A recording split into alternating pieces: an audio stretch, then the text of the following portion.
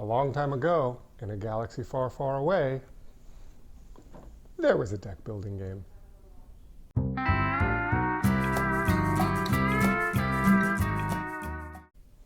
Hey everyone, it is Kylie here at Games Unlimited in Pittsburgh, Pennsylvania. Today, I want to tell you a little bit about the new Star Wars deck building game. Now, this is a deck building game that's going to be very familiar to people who've played games like Ascension, Star Realms, Hero Realms. It's a game that uses classic deck building mechanisms. You're going to start off with a deck of cards. Both players have a pretty much identical set of cards. And on your turn, you're going to play cards. They'll have resources that let you buy more cards to add to your deck. So when you run out of cards, you'll shuffle your deck. Now you'll start drawing those new cards that you bought.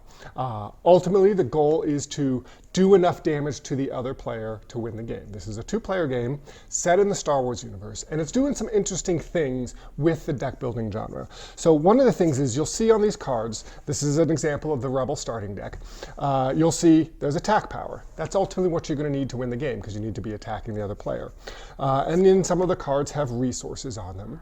And not shown, some cards actually have a force icon because over here there is a balance of the force. This is a bit of a tug of war. It's going to move back and forth over the course of the game. Starts with the Rebels having the full balance of the force.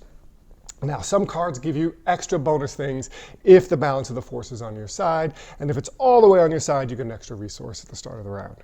So, what makes this different from other deck builders? Two things. One, the trade row is a deck of cards, and it includes neutral cards, but it also includes cards that only the Rebel player can buy, and cards that only the Empire player can buy. So for example, if I'm sitting on this side of the table, I'm the Rebel player, this is an Empire card, so it's going to come out and it's going to face the Empire player. There's another Empire card. Here's a Rebel card, an X-Wing, so it's facing me. So let me go ahead and put out 6 cards. Neutral cards go sideways, because either player can use them. There's another Rebel card, and we've got another Empire card. Now, if I want to buy a card on my turn, I'm going to look at a card that is for my side, in this case a Rebel card. Well, let's imagine you're the Empire. You can pay 3 resources to get this card. You take the TIE Interceptor, it gets added to your deck, great.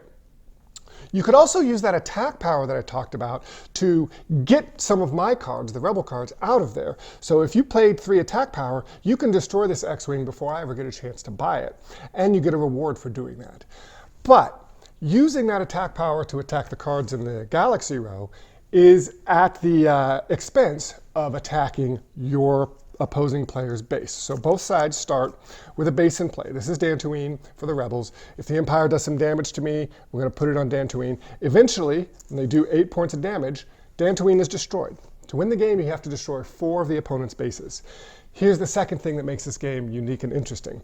Once my base is destroyed, I get to look at all of my other 9 bases, decide which one I want to put out. And these bases have different amounts of hit points, but also different special effects. So depending on what's happening in the game right then, depending on how I've built my deck, certain bases are going to be very, very powerful for me. And the Empire has their own set of unique bases as well. So they have access to things like the Death Star. The Death Star is pretty cool because it allows the Empire player to pay 4 resources and just destroy a capital ship, which is something I haven't talked about. Players can also get capital ships, like the Empire, of course, can have these Star Destroyers, and those guard your base. I have to destroy that Star Destroyer before I can do damage to the opposing base. So all in all, great 2-player game. Takes about a half an hour, pretty quick to play. I've played this one 3 times back-to-back, doing a best 2 out of 3.